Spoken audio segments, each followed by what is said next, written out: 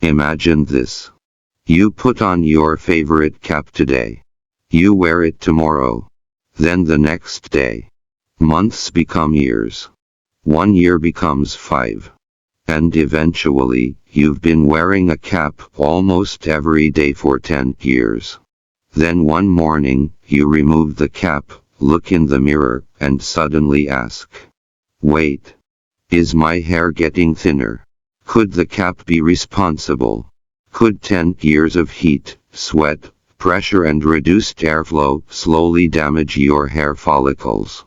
Or is the cap being blamed for something it didn't actually cause? Today, we are going to separate the myth from the science. And stay until the end, because the answer is probably not what you expect. Let's start with the question everyone wants answered. Can wearing a cap for 10 years make you bald? The short answer is usually no. Simply wearing a normal, properly fitting cap does not mean that you will become bald. And this is important because hair loss has many different causes. The most common cause of gradual hair loss is hereditary hair loss, meaning your genes can influence how your hair follicles respond to hormones and how long they continue producing strong hairs. So, if someone has been wearing a cap for 10 years and starts losing hair, it doesn't automatically mean the cap did it. The timing can be misleading. You may have been wearing a cap for years while another process was happening underneath. And that's where this gets interesting. What is actually happening under your cap? Your scalp isn't just a piece of skin.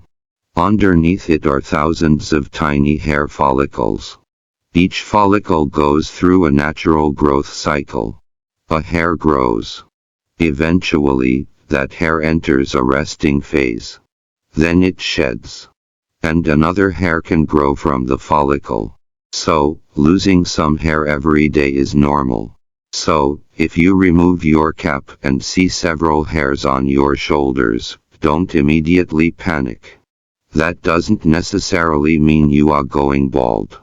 The important question isn't simply, how many hairs did I lose today? The more important question is my hair actually becoming progressively thinner?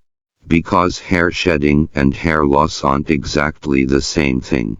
What if you wear the cap every day? Now let's make the situation more realistic. Suppose you wear a cap for 8, 10, or even 12 hours every day. Does that automatically destroy your hair? Again, not necessarily. But the way you wear that cap matters. A loose, comfortable cap is very different from a cap that is extremely tight, constantly rubbing against your scalp, trapping excessive sweat, or putting pressure on your hair. Think about it like this. Your hair follicles don't need your scalp to be completely uncovered all day in order to survive. Your follicles receive nutrients and oxygen through your blood supply. So, the popular idea that a cap simply blocks oxygen from reaching your hair is an oversimplification. Your hair follicles aren't breathing air directly through the top of your head. However, there are still reasons why certain types of headwear or hair practices can cause problems. And this is where we need to talk about tension, friction, heat and scalp health. Number 1, a very tight cap. Imagine wearing a cap so tight that it constantly presses against your scalp. Every day. For years. That isn't ideal. Very tight headwear may cause pressure and friction, and in certain situations repeated tension or rubbing can contribute to hair damage.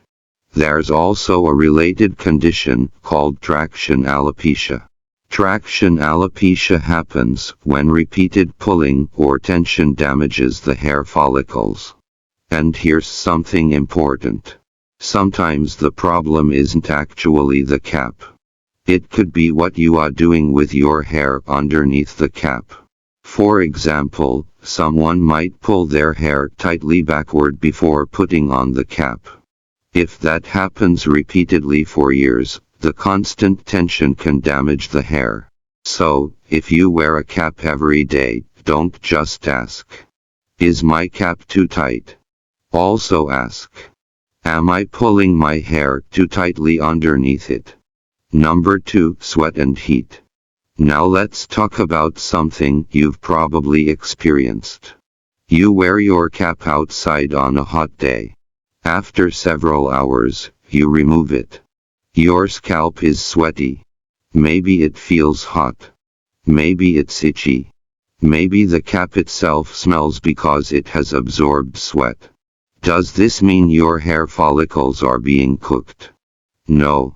Sweat and warmth alone don't mean you are going bald.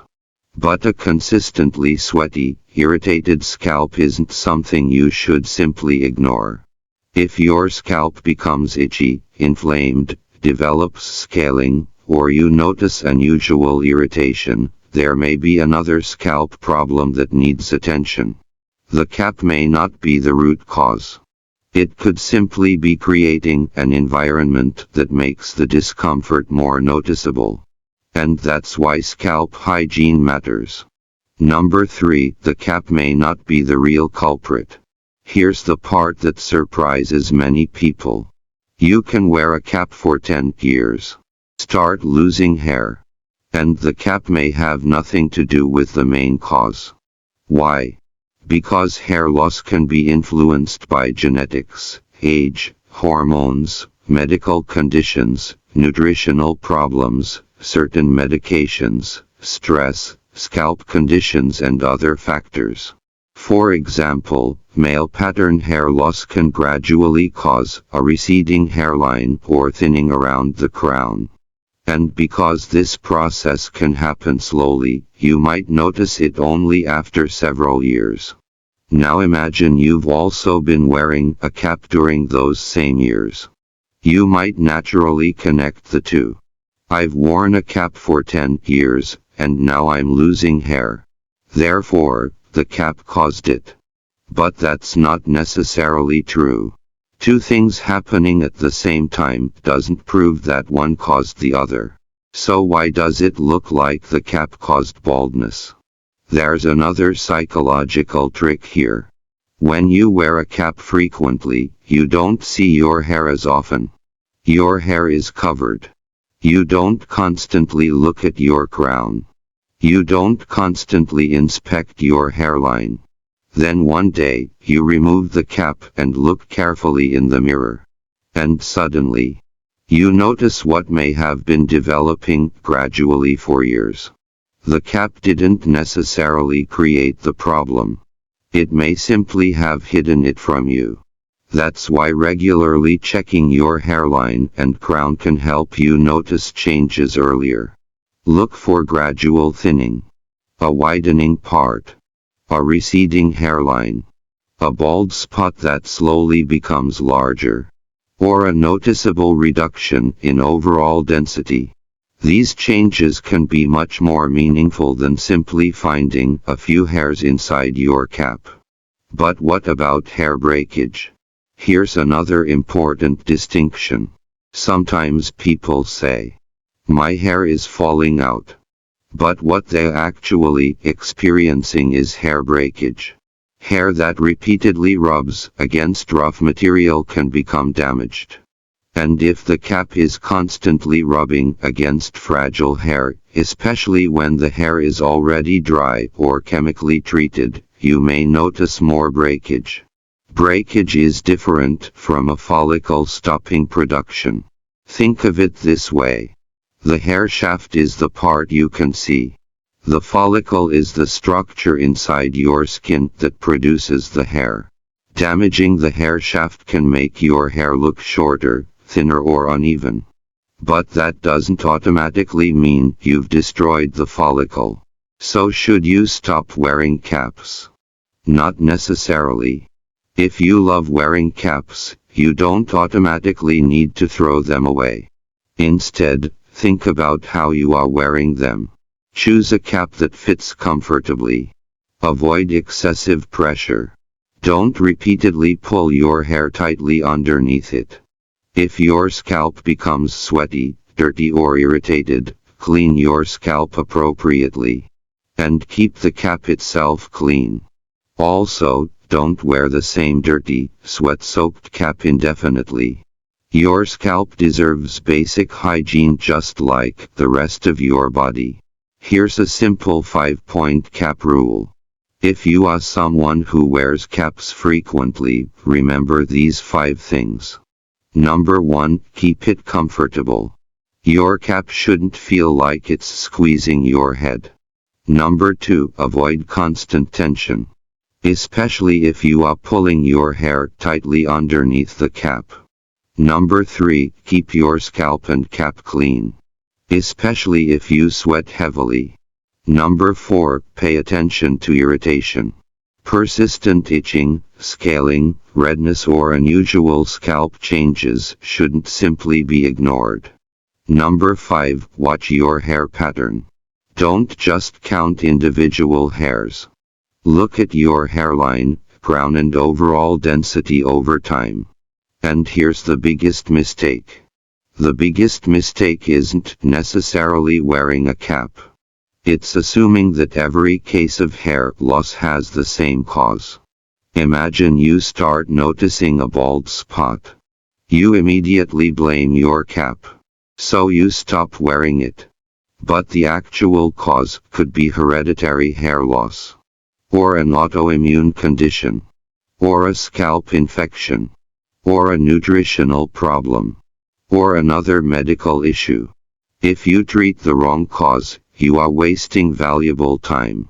And when it comes to some forms of hair loss, getting the cause identified early can be important.